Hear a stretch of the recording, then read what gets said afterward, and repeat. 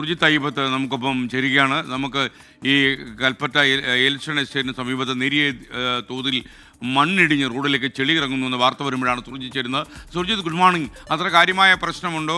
Road വഴി യാത്ര ചെയ്യുന്ന ആളുകൾ സൂക്ഷിക്കേണ്ട കാര്യമുണ്ടോ? Good morning S K. അത്ര വലിയ രീതിയിലുള്ളൊരു പ്രശ്നം നിലവിലില്ല. കാരണം അത്ര വലിയ മണ്ണിടിച്ചിലല്ല. എൽഷൻ എസ്റ്റേറ്റിൽ നേരത്തെ നല്ല കാറ്റ് വീശുന്നുണ്ട്. അതുപോലെ കൊട പറന്നു പോകാതെ നോക്കിയാൽ കൊട ചേർത്ത് പിടിച്ചോളൂ. എൽഷൻ എസ്റ്റേറ്റിൽ നേരത്തെ അതായത് അവിടെ നിർമ്മാണ പ്രവൃത്തികൾ നടക്കുന്നുണ്ട്. ആ മേഖലയിലാണ് ചെറിയ ഒരു മണ്ണിടിച്ചിലാണ്. അത്ര വലിയ അവസ്ഥയുള്ള മണ്ണിടിച്ചിലല്ല. എന്തായാലും മണ്ണ് ഇടിഞ്ഞതിനെ തുടർന്ന് റോഡിലേക്ക് നേരെ ചെളി കുത്തി ഇറങ്ങുന്നുണ്ട്. അതാണ് ഒരു പ്രശ്നമുള്ളത്. പക്ഷേ റോഡിൽ ഗതാഗതം മറ്റ് തടസ്സങ്ങളൊന്നും തന്നെ ഇല്ല എന്ന് വേണം പറയാൻ. എന്തായാലും നമ്മൾ ചൂരൽമലയിലേക്കുള്ള യാത്രയിലാണ്.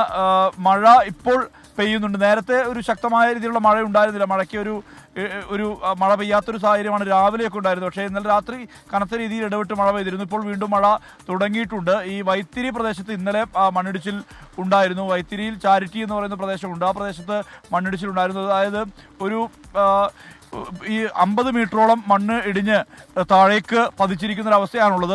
അതിൻ്റെ സൈഡ് വാൾ കെട്ടിയ പ്രദേശത്താണ് ഈ സംഭവം ഉണ്ടായിരിക്കുന്നത്. അശാസ്ത്രീയമായ നിർമ്മാണമാണ് എന്നുള്ളത് പഞ്ചായത്ത് അധികൃതർ ഉൾപ്പെടെ കണ്ടെത്തിയിട്ടുണ്ട്. എന്തായാലും നിലവിലിപ്പോൾ മഴ ശക്തമായ രീതിയിൽ തന്നെ പെയ്തു തുടങ്ങിയിട്ടുണ്ട്. S K. ഓക്കെ, സുർജിത്ത് അയ്യപ്പത്താണ് വിവരങ്ങൾ നൽകിയത്.